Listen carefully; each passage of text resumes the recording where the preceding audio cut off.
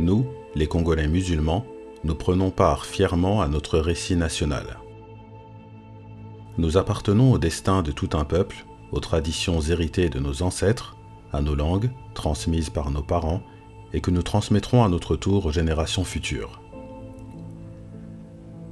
À notre histoire, ce qu'on a détruit puis reconstruit, à notre culture, celle en laquelle tous les Congolais se reconnaissent, mais également à nos cultures tribales, celles qui renferment le secret de notre identité.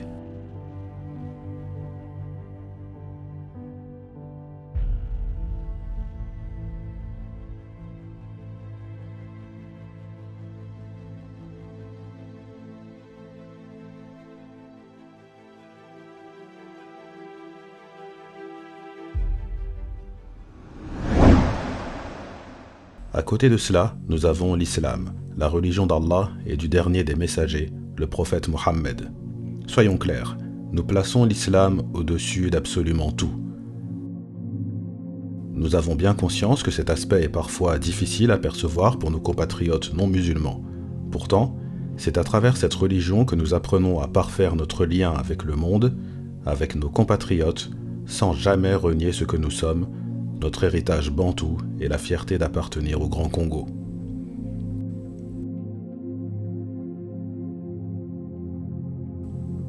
Dans cette vidéo, nous allons explorer la manière dont l'islam se vit dans un pays puissamment ancré dans ses traditions. Nous verrons à quel point les cultures locales ont parfois été influencées par l'islam, mais nous évoquerons également la problématique du rejet des traditions par certains musulmans.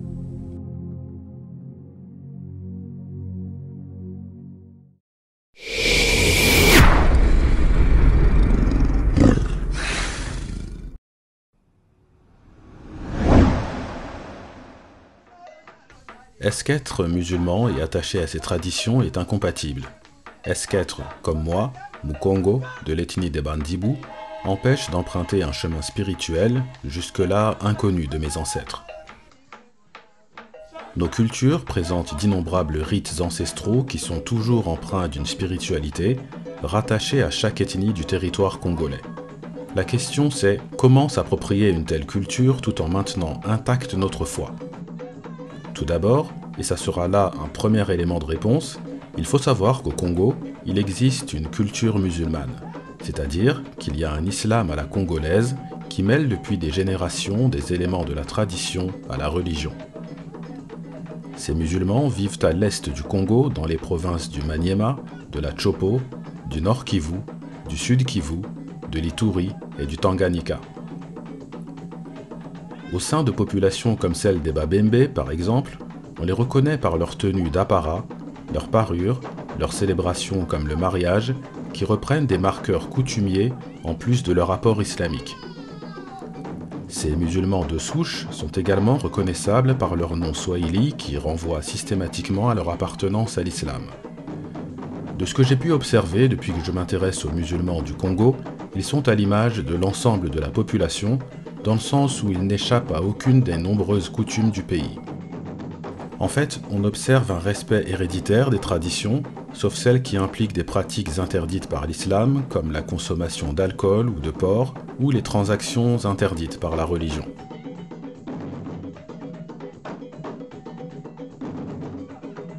Lorsqu'on observe les convertis à l'islam, à Kinshasa par exemple, ces derniers ne rompent quasiment jamais avec les coutumes qu'ils ont connues avant leur conversion.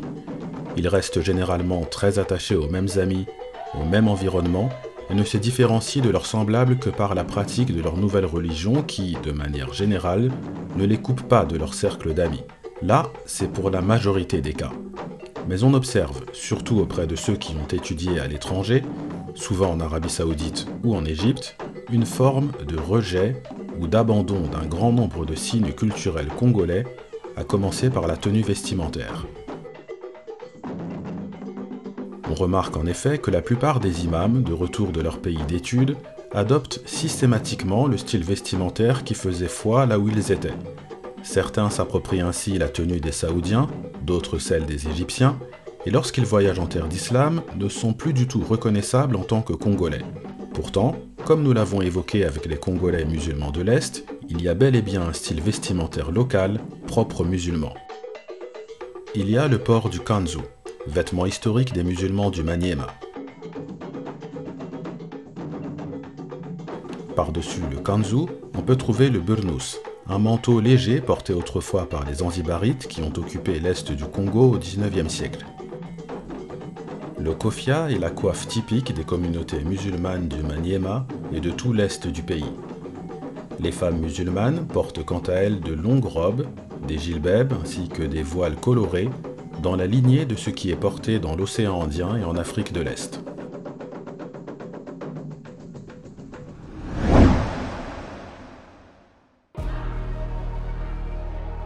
Aujourd'hui, certains veulent accentuer davantage l'identité congolaise dans les tenues portées par les musulmans. Ceci passerait par le port de tissus traditionnels comme le raffia ou des tissus inspirés des peaux de léopard portés par les chefs coutumiers. Dans la continuité de ce débat, j'ai reçu récemment quelques remarques d'un jeune imam congolais au sujet des prénoms d'origine arabe souvent arborés par les musulmans du pays. Je fais ici une distinction avec les prénoms swahili, qui sont, c'est vrai, une africanisation des noms arabes, mais qui font aujourd'hui totalement partie de notre culture. Nombreux sont ceux qui peinent à comprendre l'arabisation de nos noms, même s'il est vrai que nos amis chrétiens souffrent du même constat puisqu'ils ont eux aussi relégué nos noms tribaux et ancestraux au rang de folklore. Il faut juste rappeler ici qu'arborer un prénom arabe n'est pas une obligation islamique, même si certains prénoms, recommandés par le prophète Mohammed, restent à mettre en valeur pour leur mérite et leur signification. Mais s'appeler Ilunga, Awuyi, Nzuzi ou Kimia ne fera jamais de vous des musulmans inférieurs ou moins estimés que d'autres. Cette question de l'abandon ou de la négligence des traditions et de la culture congolaise est un sujet de polémique récurrent sur les réseaux sociaux. Les cibles privilégiées de ces critiques sont les Congolais convertis à l'islam vivant en France. Il s'agit surtout d'enfants et petits-enfants des premières générations de Congolais arrivés en Europe à l'époque du Zaïre. Accusés de tourner le dos à leur culture en faveur de celle de leurs amis dans les quartiers, soupçonnés de se convertir à l'islam afin de pouvoir épouser des femmes d'autres communautés, ils vont jusqu'à être critiqués pour leur manière de s'exprimer, de jurer, en des termes inconnus dans nos cultures. De ce que j'ai observé, il est indéniable qu'il y a une grande différence entre l'islam d'identité congolaise, si on peut l'appeler ainsi, et l'islam tel qu'il est pratiqué par certains au sein de la diaspora. En fait, en raison de la faible représentativité des musulmans de la RDC, j'ai l'impression que certains Congolais se sentent un peu orphelins d'un modèle islamique local et cherchent à combler ce manque en s'affiliant à d'autres communautés, ce qui est une erreur. D'ailleurs, ce phénomène s'observe souvent dans les premières années de la conversion à l'islam de ces Congolais, qui finissent la plupart du temps par revenir à leur culture et à l'associer dans ce qui est permis à leur vie de musulmans. Au-delà de ça, je pense qu'il est tout à fait malsain de multiplier ces procès d'intention aux jeunes convertis d'origine congolaise, car l'islam est avant tout une question de spiritualité, de foi, de croyance en l'au-delà, de certitude dans le fait que Dieu ne regarde ni les apparences physiques, ni les corps, mais bien les cœurs et les actes. Pour terminer, j'aimerais rappeler un fait souvent ignoré à l'intérieur comme à l'extérieur du Congo.